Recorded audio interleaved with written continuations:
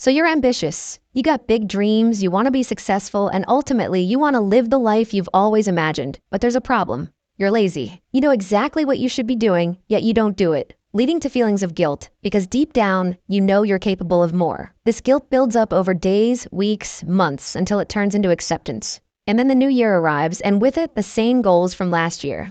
You start off strong, fueled by motivation and a bit of delusion, but before you know it, procrastination creeps in. Like that one relative who always shows up uninvited, your lingering procrastination turns into a daily cycle of laziness. And before you know it, you've labeled yourself as a lazy person. So how do we break this cycle and break free from procrastination? Well, there are many videos on the internet, but majority of them only address the symptoms, like deleting social media or removing distractions. While these may help in the short term, they fail to address the real issue, the root cause behind procrastination, which can be summed up in one word: inertia.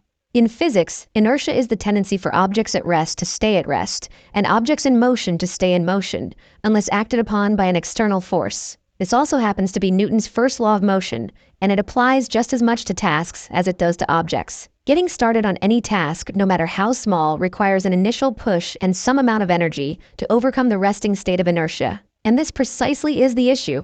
We make this initial push so big and difficult in our minds that instead we just avoid the task entirely and distract ourselves with cheap dopamine-inducing activities. So to break procrastination, we need to break inertia. And there are two ways to do this. Getting started is the most difficult part, so make this as easy as possible by reducing the stakes and taking the smallest step forward. For example, if you tell yourself, I need to sit down and complete my 5,000-word essay, the inertia is too strong, as the stakes are so high. But instead, if you tell yourself, I'm only going to write 50 words, the feeling of inertia is much lower, as now it's pretty easy to get started without needing to rely on willpower or discipline.